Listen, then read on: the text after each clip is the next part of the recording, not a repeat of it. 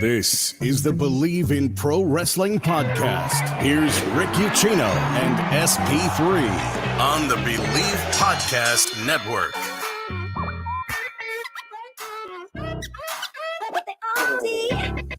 Well, better late than never. It's on a time crunch as always, but that's what happens when you're going live, baby, live. At least this ain't radio, and we have we have to start at this time.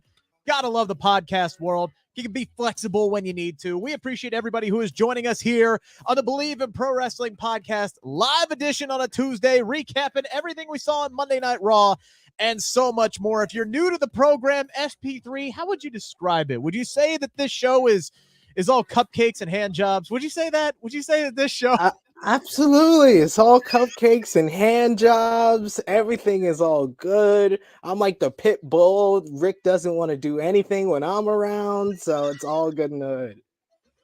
I wish that was the case. Any other day, right? I would be leading with cupcakes and hand jobs. I would have that plastered all over for SEO, and we'd be talking about Ronda Rousey out of the gate today. We'd be talking about Money in the Bank out of the gate today, because I feel like WWE has kind of tipped their hand already on who the winners are. We'll see if you agree. We'll see if SP3 agrees. We got a lot more to get into. Apparently, Elias is coming back. Don't know how they're going to pull that one off. Bobby Lashley has been put in a time machine and has unfortunately been sent back to 2019. We'll talk into that as well. SP3, I hate to admit it, appears to be right about something. There's so much of that we have to get into today.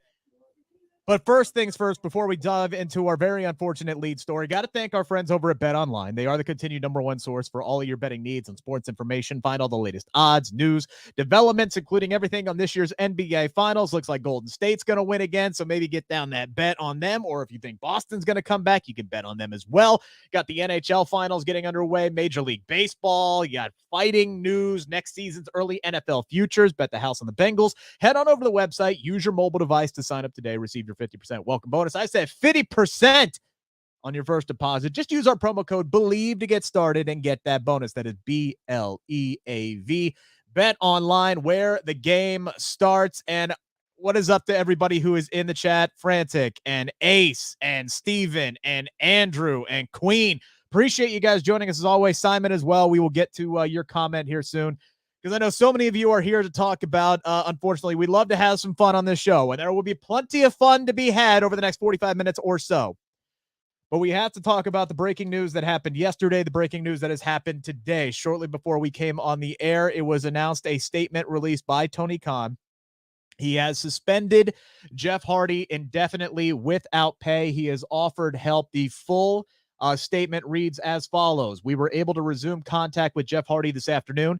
AEW does not condone Jeff's alleged behavior. We have made it clear to Jeff that we'll assess him in getting treatment for substance abuse issues, which he has indicated that he is open to receiving.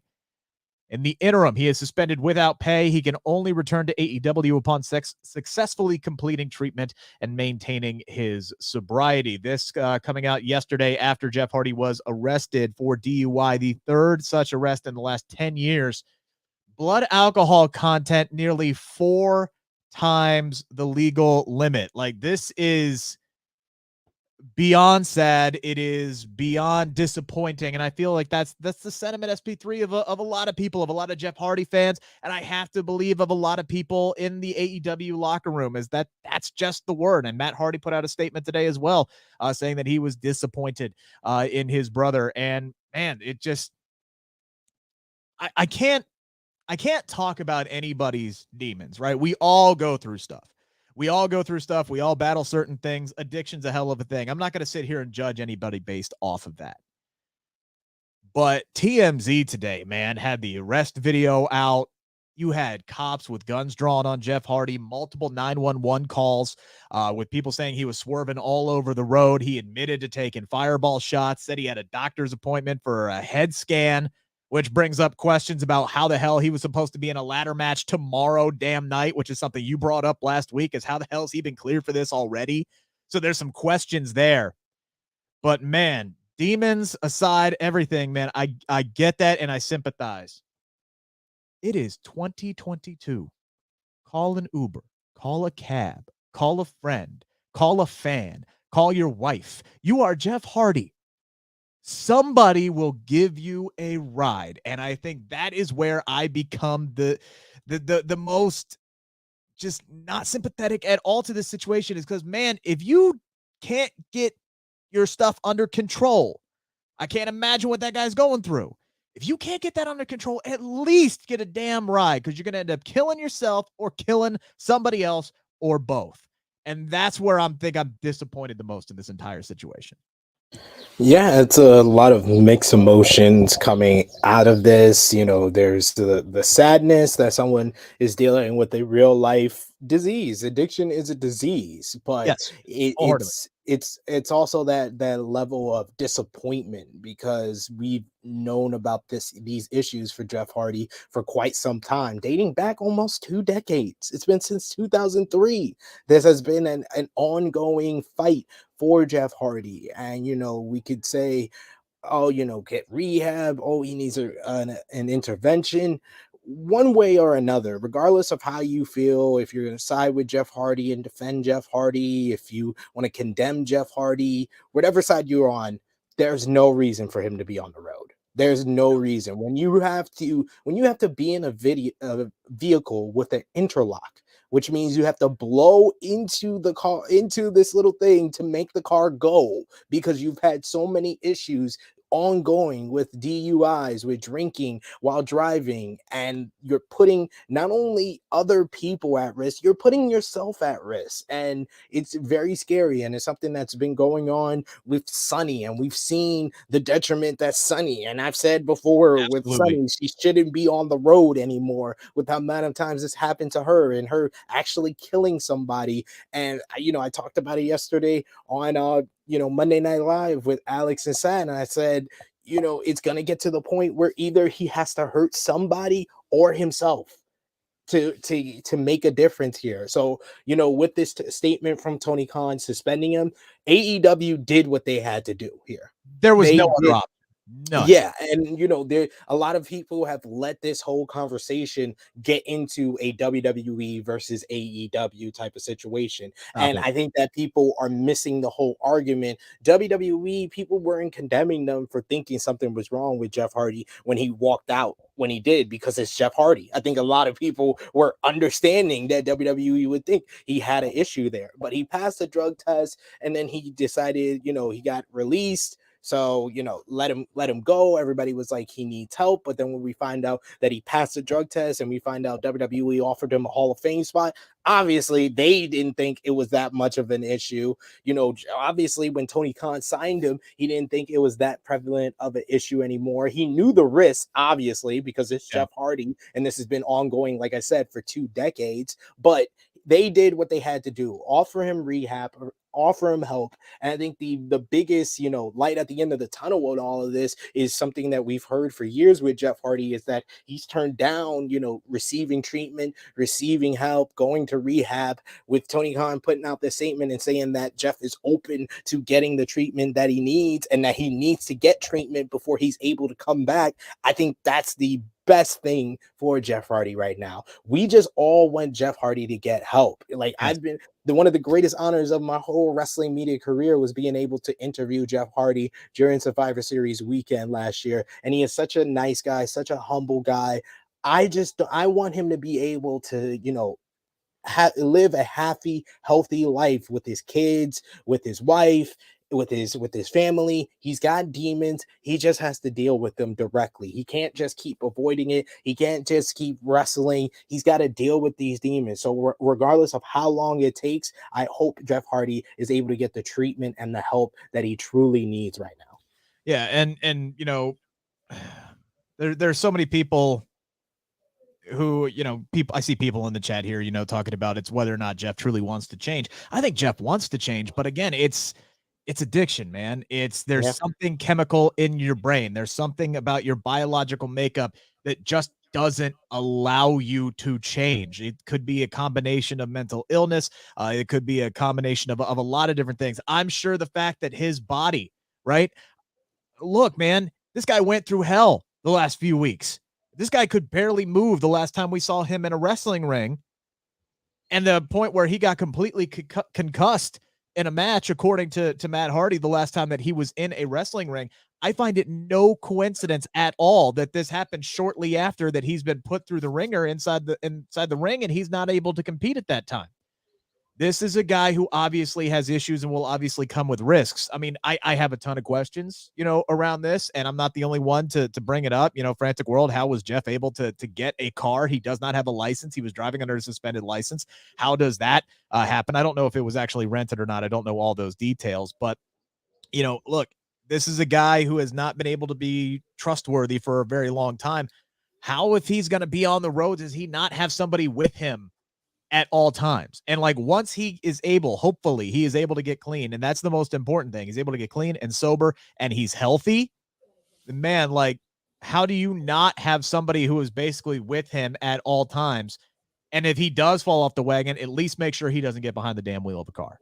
That has to be basic line, bottom point. And if I'm Tony Khan, that's one of my conditions for coming back, is saying, hey, look, you're going to have somebody with you.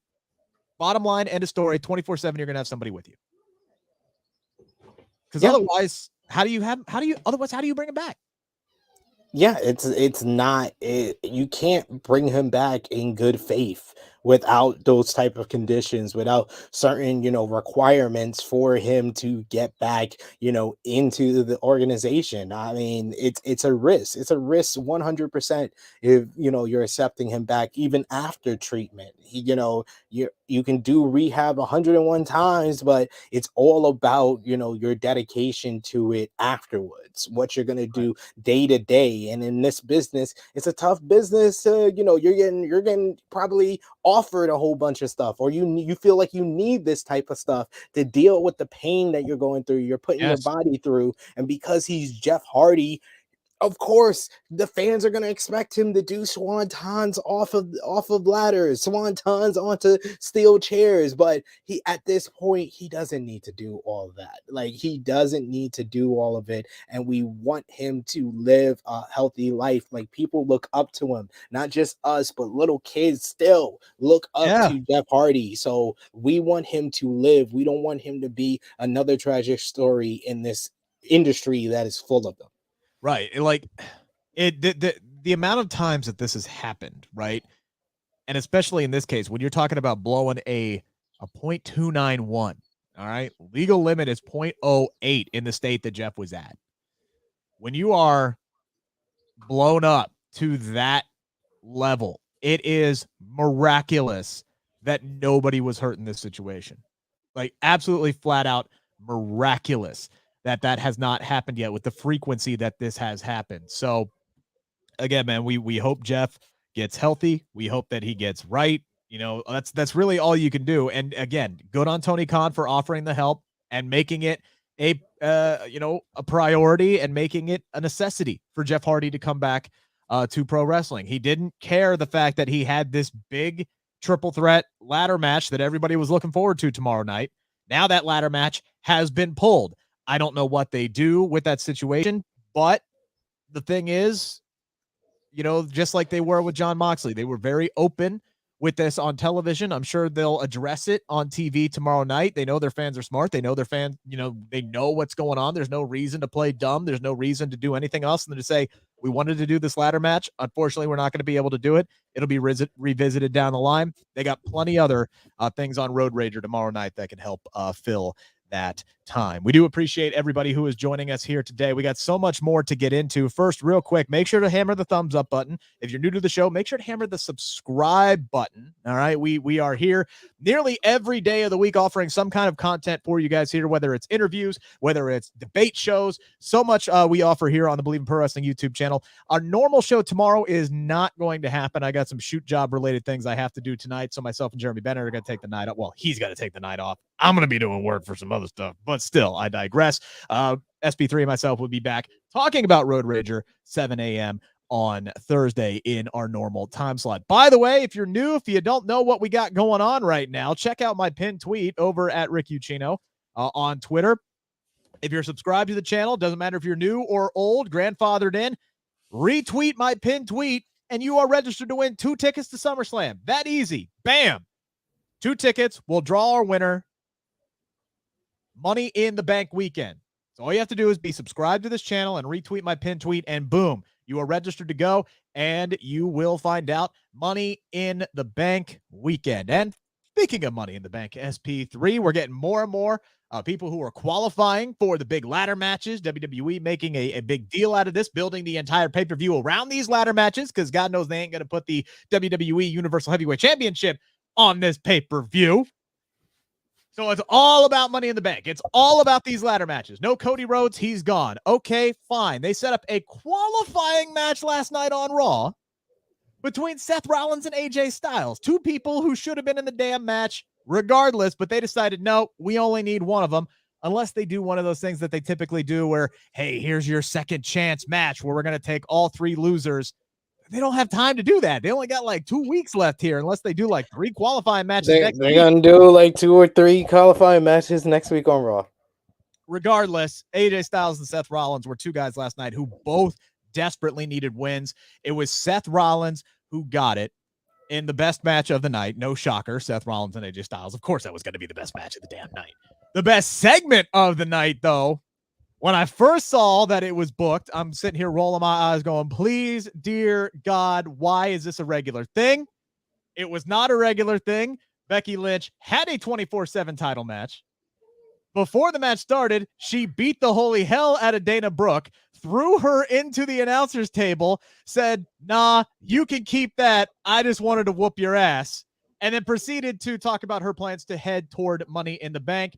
We saw the new poster, the third poster that they released over the weekend. You got Seth Rollins, you got Becky Lynch. Becky Lynch is declaring her intentions to be in Money in the Bank, and she's facing Asuka for the spot next week on Raw. 2 women who should be in the match altogether anyway.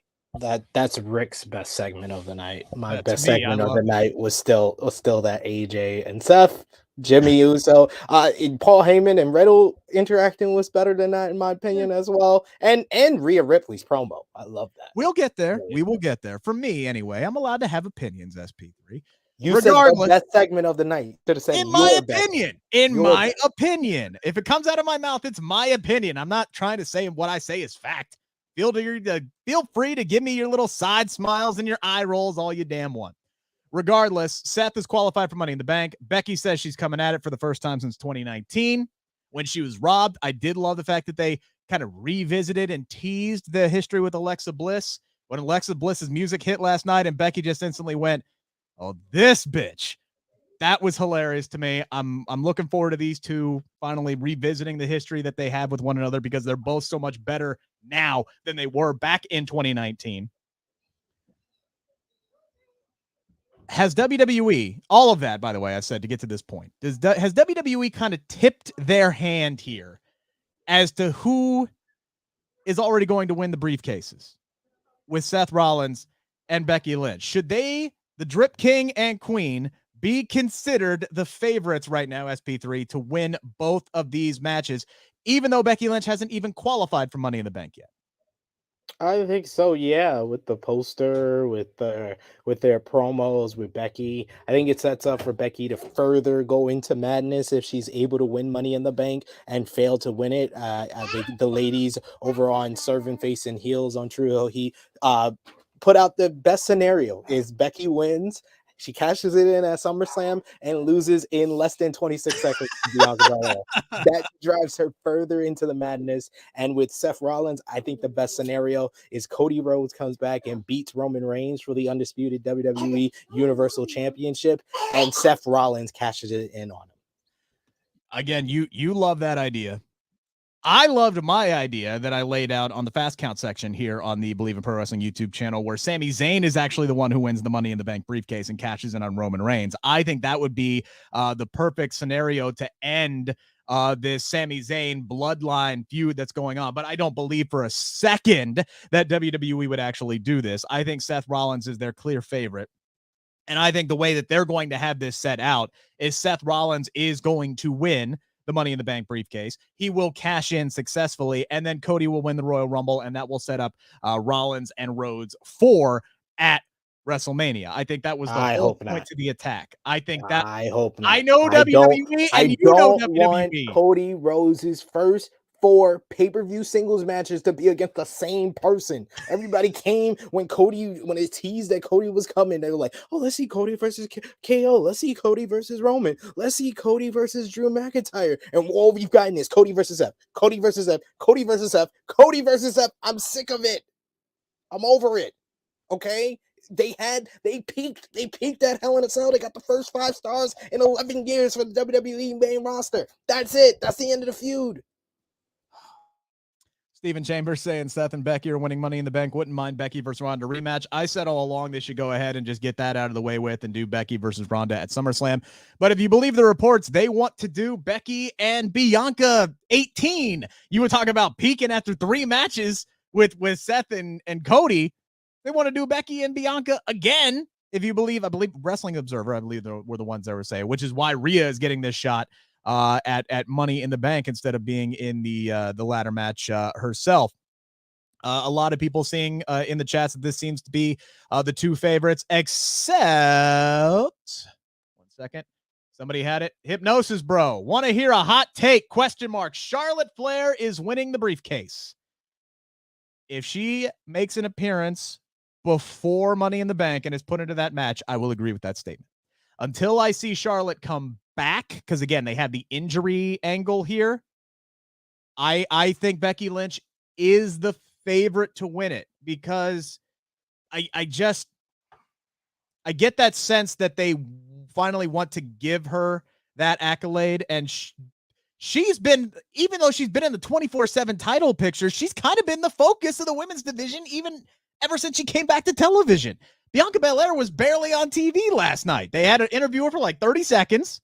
She's getting the Thunder Rosa treatment right now. She was on TV for like 30 seconds, and then they focused on a full-fledged Judgment Day promo last night. Maybe Becky gets the briefcase and decides she wants to call her shot against Bianca. Like, she's that arrogant that she would do that. I don't know if that necessarily fits her character, because the whole time she was champion, she was all about taking the easy way out. So I don't know if that makes a ton of sense, but the way they're building this, it definitely seems like Becky is the favorite. But if Bayley comes back, if Charlotte comes back, I would say they have to be up there. True Heel Romeo, the Charlotte Flair fan club president, says yes, it's going to be the one. It's going to be Charlotte Flair. You see his picture. His picture's with Charlotte. Yeah, I get it. I get it. That's fine. That's fine. Here's the thing. I don't want Becky to win Money in the Bank.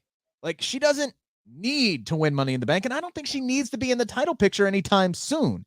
You want to build the Money in the Bank ladder match around her, I think that's fine. She can do the whole collapse without winning Money in the Bank and then failing to cash it in.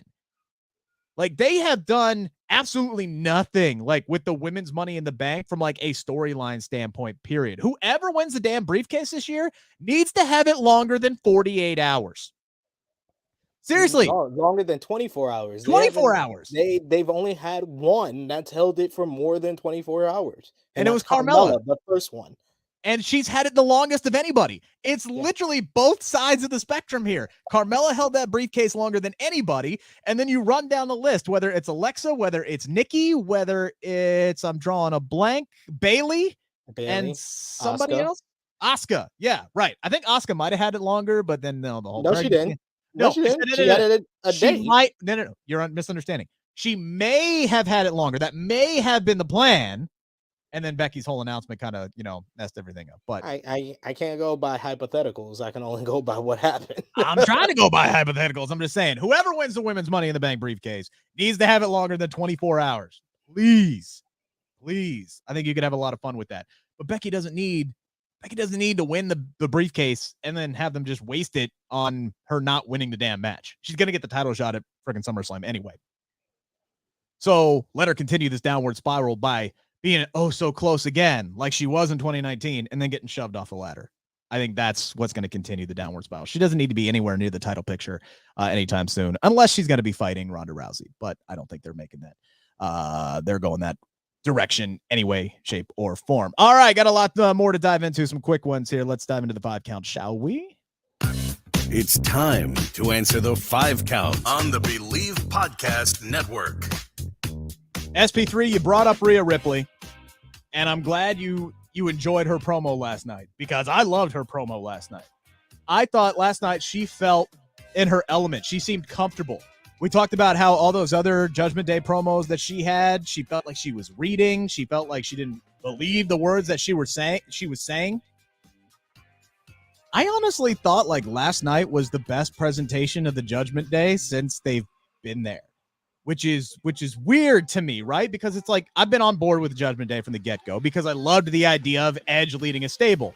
And we ripped WWE Creative to shreds last week, talking about how it didn't make any damn sense for them to dump Edge for Finn Balor.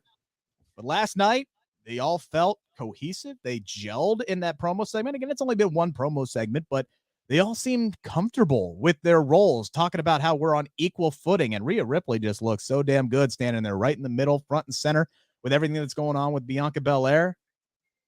What a difference a week makes. I know it's only 1 week, but you get the sense that they're already better off without Edge in this group because we talk about clicking, right? They didn't seem to click when Edge was there. Last night, they seemed to click. Again, only 1 week, but I'll ask the question. Yeah, I wouldn't say that. I think Rhea came off better without Edge. Not the Judgment Day came off better. Like Finn Balor, Damian Priest. Damian Priest always going to sound intimidating with his with his voice, but Finn Balor, yeah, it's more like Equality Day where everybody's on equal ground. But Rhea Ripley came off better in my opinion, but not Judgment Day to me. It's hard. I think they're off to a good start. We'll see how, things progress. I did think it was a little weird last night that they just kind of, like AJ Styles just kind of moved on to other things. Like they just completely separated AJ Styles from everything. I would honestly, that match that he had with Seth Rollins last night, I'm sitting there waiting for Damian or Finn to like cost him that match, to like continue the storyline arc with AJ Styles. To me, all of a sudden is now floating aimlessly, which is ridiculous to me. Like, it's AJ Styles. He's by himself. He's solo now. He's coming off of a feud with Edge. Like, he should be set up for something.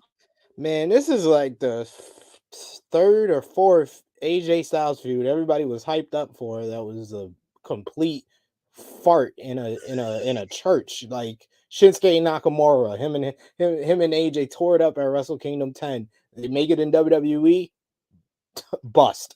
Him and Samoa Joe, one of the greatest TNA feuds, Impact Wrestling feuds of all time. Do it in WWE, bust. All everybody remembers is Samoa Joe yelling out AJ Styles' wife's name. That's all everybody remembers. And now AJ Styles versus Edge, bust. None of those. They focused too much on the story and not enough went into the actual freaking matches. That none of their matches were gonna be. It's gonna be memorable in like a year. Is it partly our fault though for putting too much on them? Like too much hype, too much pressure, anything like that? Because AJ Styles and Bryan Danielson, they had a bunch of hype going into their feud and they tore it up at TLC 2018 and then tore it up again inside of an empty performance center in the finals of the Intercontinental title tournament in 2020. They had 2 match of the year candidates in those individual years. So, and that had plenty of hype going into it. But I just think that sometimes when the hype is too much and under the box that WWE puts these guys in, it's not capable of succeeding enough. Getting back to the Judgment Day, Rhea made Queen with a comment here. Rhea made me want her to win the title. Her line where she said, "I don't have to say I'm intimidating, I just am," was great. Rhea was amazing last night. I did love the dialogue, which I don't typically say for a Rhea Ripley promo because they typically don't give her good material to work with. But last night was a great first start with Edge no longer a part of the Judgment Day. And I did think Rhea Ripley was the star, and as she should have been, because she's the only one who's feuding with anybody right now. I don't think she has a prayer in hell of winning the women's title at Money in the Bank, which is unfortunate, which is why I said she shouldn't have gotten this to him. You think she's going to win?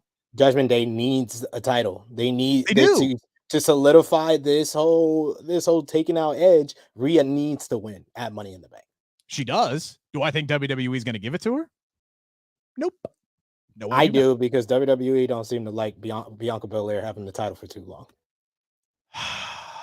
I think they'll at least give it to her up until SummerSlam. Because again, I believe the Wrestling Observer. I know they're not always the most accurate, but I believe the Wrestling Observer that they want to do Becky and Bianca again. But they don't necessarily need the title to do Bianca and Becky again at SummerSlam. So then, you know what? I wouldn't care if you decided to have Bianca win in 26 seconds. if the title ain't on the line, I wouldn't care. They've already had their bangers. Who gives a shit at that point? All right, I got to give SP3 credit on something. When we were talking about the women's tag team division weeks ago, or now lack thereof, I think maybe we were talking about actually what to do with Alexa Bliss, and maybe we were talking about Liv and Rhea being split up from one another. You were the first person to say, put Alexa Bliss and Liv Morgan together in a tag team. And I'm like, Jesus Christ, what are we doing? We're just throwing more shit against the wall and seeing if it sticks.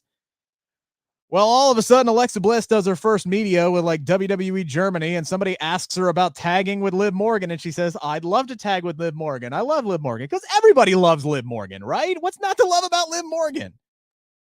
And then all of a sudden, we get this tag team qualifying match last night for Money in the Bank. They put Alexa Bliss and Liv Morgan together.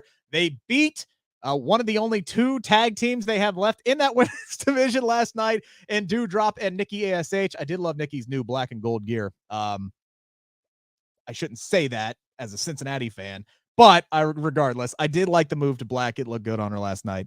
But still, focusing on Alexa and Liv Morgan, they work really well together. They do pair well with one another. I know this would be Alexa's like third different tag team partner, and I know this would be Liv's like 18th different tag team partner, but I'll ask it whenever they get around to bringing the women's tag team titles back. SP3, Alexa Bliss and Liv Morgan should be the next tag champs. True or false?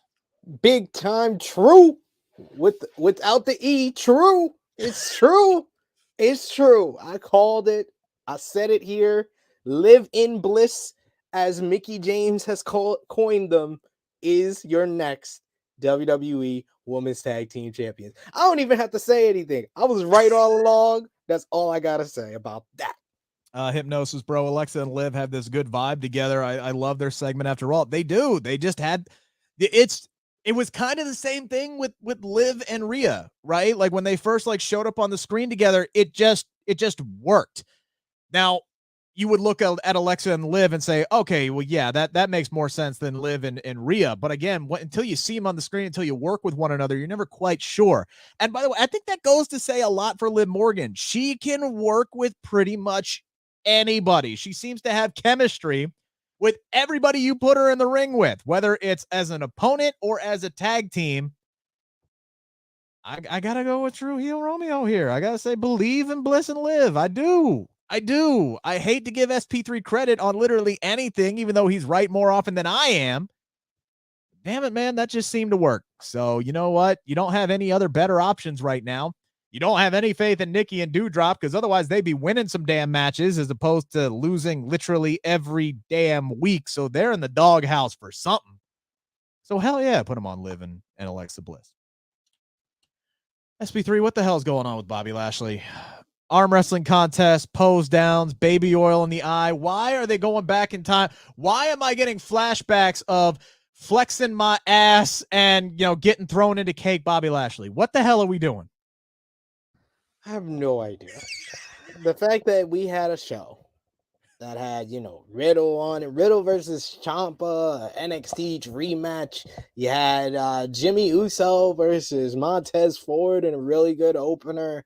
You had, Liv in Bliss debuting. You had AJ Styles and Seth Rollins having one of the best Raw matches of the year so far. And we ended the night with a heel spraying baby oil into a former two-time WWE champion's eyes. And we ended the night with the selfie cam. That says it all for where WWE Raw is heading. I don't understand why Bobby Lashley took that fake WWE title and put it in the air at Hell in a Cell, and now he's going after a title he already conquered in the U.S. title. It's totally confusing to me. I don't get it. I don't understand why WWE is doing any of this. Well, that could be that. I mean, that's WWE's MO. Like, I don't understand why they do 90% of the damn things that they do, because most of what they do doesn't make any sense. And yes, it did not make any sense for Bobby Lashley to grab that WWE replica title and hold it up in the air like, I'm coming for Roman Reigns' ass, when he could not be more further away from Roman Reigns at this point in time. And then you have Austin Theory was the one who initiated all this stuff, and then immediately last week he's backing away from Bobby Lashley. Like, stop it. I know you guys got big things for Austin Theory, which is the only reason why that segment was in the main event. This is all going to culminate with him and John Cena at SummerSlam. We know it is. The tea leaves have been written. That's the match that's going to happen. And I hope John Cena wins because he should. Because Theory is talented. Vince McMahon may have him pegged as the face of WWE. He shouldn't be beating John Cena right now. He shouldn't be beating Bobby Lashley right now. Bobby Lashley should be one of the guys you should be focusing on as your main event level guys. Remember, this guy was WWE champion. 4 months ago? Now we got him getting baby oil thrown in his eyes. Why? What are we doing? The formula wasn't broke with Bobby Lashley. It wasn't. Him and MVP were great. MVP is more needed with Omos. And now MVP's talking about Omos needing to focus on Money in the Bank. Whew, can't wait to see Omos in a Money in the Bank ladder match. I don't get what they're doing with Lashley. I don't like it. I don't like the trend. Two other superstars I don't like the trends with right now. Mustafa Ali and the man formerly known as Tommaso Ciampa. I thought last night was Ciampa's best showing so far. I thought he was really innovative in his match with Riddle, as quick as it was, but still, you get the jobber entrance. It wasn't about him. We still haven't heard him. We haven't heard him talk since his first week on Monday Night Raw, and he lost again. Of course, he was going to lose to Riddle, but at least it was a good competitive match. He got some offense in, but that's his best showing so far. It's been weeks for Tommaso Ciampa, and then Mustafa Ali loses again. These are two guys who should both be winning matches that you should be building up right now. At least that's my opinion. That seems to be the general opinion of most wrestling fans, at least the hardcore ones. This is a hard question to answer, SP3. Who has the bigger upside on Raw, Mustafa Ali or Tommaso Ciampa? Can I say push and neither? Honestly, I'm not even joking. It's neither. It's neither. I have a very big upside. I've already started. The countdown clock for Mustafa Ali's contract expiring is 2 years now. We're officially at the 2-year mark before 2024. We need a new Cody counter on TV, right? This man is not coming back, ladies and gentlemen. And Tommaso Ciampa, everyone's biggest fears about Tommaso Ciampa on the main roster have already been here. He's been considered given jobber entrances. He's been running aimlessly, attacking people, and then the next week basically losing to them. He's done. But he's doing better than Mustafa Ali. So I guess the answer is Ciampa by default. Yeah, Hypnosis Bro, what's with Ciampa helping Miz recently? I don't know if he's more helping Miz than he's just attacking baby faces. That's he didn't help Miz. He attacked Riddle to set up the match this week and lost to Riddle. That's it. That's done. That's his character. And that's why I'm I would choose Mustafa Ali right now, because at least Ali had a story and an actual rivalry. And now he lost a match where he was protected at least a little bit thanks to Otis helping out last night. It ain't much, but man, I got to give the nod to, until I hear Tommaso Ciampa cut a promo and we get an answer for literally anything that he's been doing on the main roster, I can't look at him as more than, enhancement talent right now, which sucks because he's so much better than that. This is the guy who prides himself on just give him 5 minutes, he'll make the most of it. He made the most of it in that match last night. That was a good match, and he looked good doing it. I love the fact that man gave a DDT to Riddle's toe last night. That was hilarious to me. Innovative, good. Don't see that shit all the time. I love that he actually went after his feet. More people should do that in matches. It made sense. It was smart. You said it was a good show, and that's a newsflash to me, because those fans seem to not have cared. I know it was only 3,000 fans there, but they seem to not care for someone who's versing Roman Reigns on Friday, Riddle. They did not care too much, and I think it's down to Ciampa. They have basically made him not matter. And that's 100% on WWE. None of the casual fans. We throw that word around. Casual fans. None of the casual fans know who this guy is. And WWE is giving them no reason to care who this guy is. Doesn't matter how good he is in the wrestling ring, which unfortunately sucks. Both of these guys deserve so much better on Monday Night Raw. You got 3 hours. Come up with something, for crying out loud. Lastly, because I know we gotta wrap up here because SP3's got another job he's got to get to. Ezekiel says Elias will be making his return to Raw next week. SP3, how the hell are they pulling this one off? It's gonna be a pre-recorded video with CGI beard on Ezekiel as he performs, and Elias, he's gonna introduce him in the ring, and we're gonna see Elias on the video wall. I think that's how this is gonna be pulled off. I think that's the only way this will be pulled off, because if it's Ezekiel coming out as Elias to the fans, oh man, that fake beard is gonna be quite obvious from rip. I know. It's like, seriously, I hope that they put a little bit of cash and a little bit of effort into making this beard look good, because that's the problem.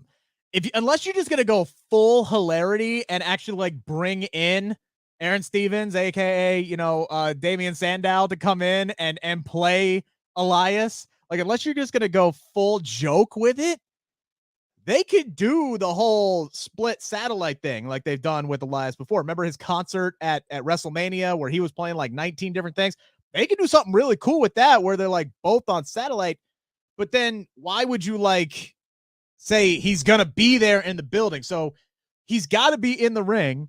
And unless Ezekiel really has a twin brother, that's like the biggest secret in the world that WWE's been able to sit on this, and both of them show up out on the stage on Monday and prove that Kevin Owens was wrong, which ain't gonna happen. This just has cluster F written all over it to me. But I'm interested. Like, they got me wanting to tune into Monday Night Raw to see how this goes down.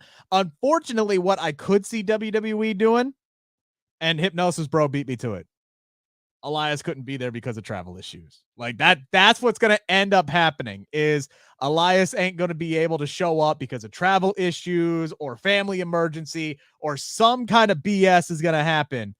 And then we'll probably end up getting another match between KO and Elias. We're getting closer to my idea actually coming to fruition, the play on the I Quit match. But Kevin Owens should be in the Money in the Bank ladder match. Elias / Ezekiel has already talked about going into the Money in the Bank ladder match, so they might just throw it all together there. We shall see. SP3 and myself will be back 7 a.m. on Thursday. That's when the next available episode will be here on the Bleav in Pro Wrestling Podcast YouTube channel, as well as the podcast channel. Available everywhere podcasts are: Apple, Spotify, iHeart. It's all there. You can find us. Pound the subscribe button wherever you tune into us. Pound the thumbs up button. We appreciate you guys. Check out my pin tweet. Win some tickets to SummerSlam. And we'll be back 7 a.m. We appreciate everybody who chimed in today. Frantic and Ace and Queen and Hypnosis and True Heel Romeo. And why are there 7 people in the Money in the Bank ladder match? I don't know. I'm assuming there's going to be 8 in both matches. We're going to get a surprise for both one. But 7 does seem like a weird number. Maybe it has something to do with the fact that they have no idea who from SmackDown they're putting in these damn matches because they don't value anybody on the SmackDown roster. We'll see. A lot of answers. Or excuse me, a lot of questions, not a lot of time to get those answers. But as soon as we find out anything, we'll be here on the Bleav in Pro Wrestling YouTube channel to talk about it. Appreciate everybody. Thank you for tuning in. Enjoy the rest of your Tuesday. This has been the Bleav in Pro Wrestling Podcast, brought to you by BetOnline.